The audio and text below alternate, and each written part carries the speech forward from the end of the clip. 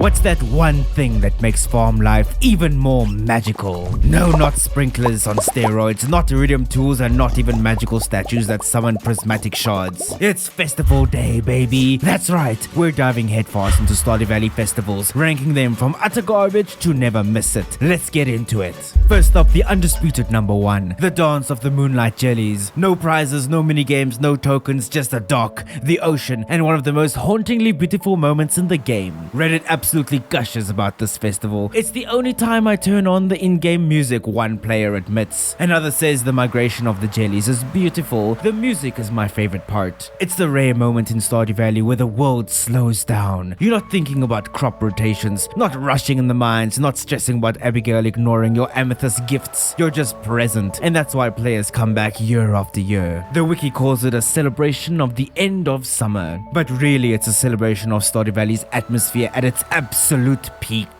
At number 2, the festival where Pierre finally takes an L. The Stardew Valley Fair is a universally loved festival. Why? Because you finally get to flex on those villagers. Absolutely destroying Pierre by winning the Grange display is peak Stardew Valley content. Stuffing your display with incredibly rare and valuable items or with just pure chaos is half the fun. But beyond the bragging rights, the fair is loaded with things to do. Fishing contests, slingshot challenges, fortune tellers, and gambling. It's basically a carnival packed into Pelican Town Square. And those star tokens, it's not all just for fun. You get star tokens for dominating. And yeah, you can trade those star tokens in for a star drop, the single most important item in the entire game. The Stardew Valley Fair hits that sweet spot of gameplay, replay value, and good old-fashioned spite towards Pierre. Add Gus grilling survival burgers in the background and you've got one of the most fleshed out festivals in the game. If Moonlight Jellies is all about vibes, the fair is all about competition and fun. It's the best of both.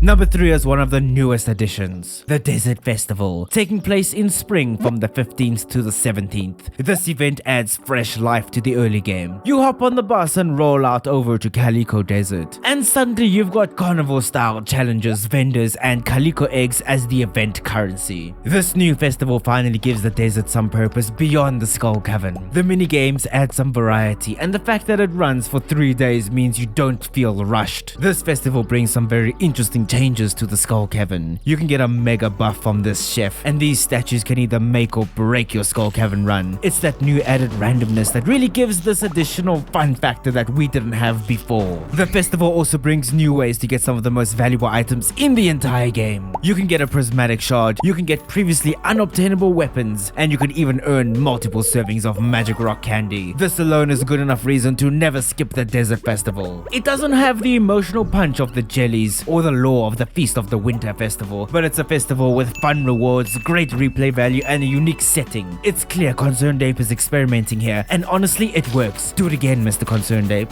At number 4, we've got the coziest event of them all, the Feast of the Winter Star. This is Stardew Valley Christmas, plain and simple. You get a letter from Lewis telling you who your secret gift recipient is, and then you show up on the 25th with a carefully wrapped present. In return, someone gives you a gift. Sometimes it's amazing, sometimes it's clay, and that randomness is part of the charm. Everyone always heads to this festival hoping to get the tea set, the single rarest item in the entire game. There is only one way to get the tea set, and that's through being given this item as a gift at the Feast of the Winter Star Festival. Additionally, you can leave some milk and cookies out for Santa. Yes, he will give you a mystery box for each of these, a worthy trade, and a very nice little Easter egg. Lore-wise, it ties into Pelican Town's culture, with everyone together in one place exchanging gifts and food. It may not have the flashy gameplay of the fair, but the feast hits emotionally. It's about community connection and the small joys, exactly what Stardew Valley is all about. Number 5 is the Night Market. 3 cozy days of cozy chaos. This is the definition of low pressure. The whole event runs from 5 PM to 2 AM. You can still farm or fish before heading down to the docks. That freedom alone makes it a fan favorite. The highlights: the deep sea submarine ride where you can catch exclusive fish, the quirky vendors selling coffee, paintings, and even seasonal decor, and of course the mermaid show. The mermaid show is so absurd you'll be a fool for missing out on this random chaos. This festival also runs over 3 3 days in a row. To be honest, that's the beauty of this festival. It doesn't feel like a one and done event. Instead, it becomes part of your rhythm in late winter, a reliable break from the grind. It's not as emotionally charged as the Jellies or as competitive as the fair, but for pure atmosphere and utility, the night market is unmatched. Number 6 is the Egg Festival. This one's iconic. It's the first festival new players ever see, and the egg hunt is a rite of passage. Beating Abigail, that is your first true flex. To destroy her, all you need to do is collect 9 eggs within the time limit. It sounds simple, but it gets the adrenaline pumping your first few tries. Eventually, you'll know the exact location of every egg, making this an easy to defeat challenge, or barely a challenge at all. On top of that, it's the only time you can buy strawberry seeds, which is a huge profit booster in year 1. That alone makes it worth attending. This festival is fun at first, but the novelty wears off. I get some weird joy out of winning, but after a couple years, I just go for the seeds. And that's really it. It's a fun minigame for the first few times, but it doesn't have much staying power. Still, it deserves a mid-tier spot for its early game importance and sheer nostalgia value. Coming in at number 7, Spirit's Eve. This is Stardew Valley's Halloween, complete with jack-o'-lanterns, spooky music, and a hedge maze. The big reward? A golden pumpkin. Not exactly game-breaking, but hey, it looks good on the shelf. Players who love Halloween in real life tend to rank this higher. Fortunately, the latest update has done us a huge favor for repeat visits. The maze will now look different in the second year. It's a lot bigger and you have to actually try and figure it out. It's a vibe-heavy festival, perfect if you're into seasonal immersion, but lacking in gameplay depth. Think of it as Stardew Valley's costume party. Fun once a year, but not the highlight of your calendar.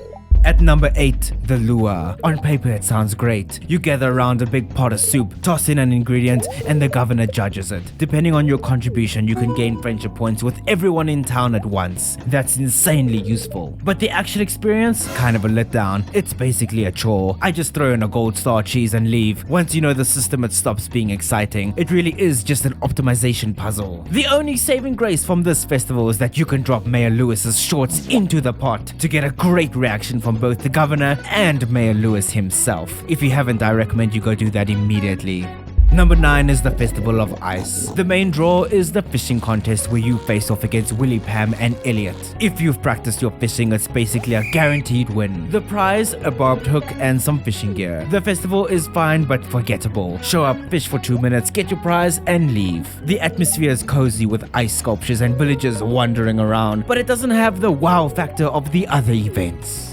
And finally, in last place, Squidfest. Added in the latest 1.6 update. This is a 2-day winter fishing event focused on catching as many squid as possible. It's a neat addition for variety, but it doesn't really capture the community's heart the way the Desert Festival has. The rewards are fine, and it's a cool idea to spotlight a single fish, but it doesn't have the uniqueness or emotional pull of the other festivals. If you love fishing, it's worth doing. If not, you might skip it entirely, and that's why Squidfest lands at the bottom of the ranking. It's competent but forgettable. And the exact same can be said about the Trout Derby. What's your favorite festival? Do you agree with the rankings, or am I underestimating the humble little Squidfest? Let me know in the comments below and watch this video with the most overpowered items in Stardew Valley. I'm serious, this video is about to change your life. Go watch it immediately. Thanks for watching, but for now, I will see you in the next video.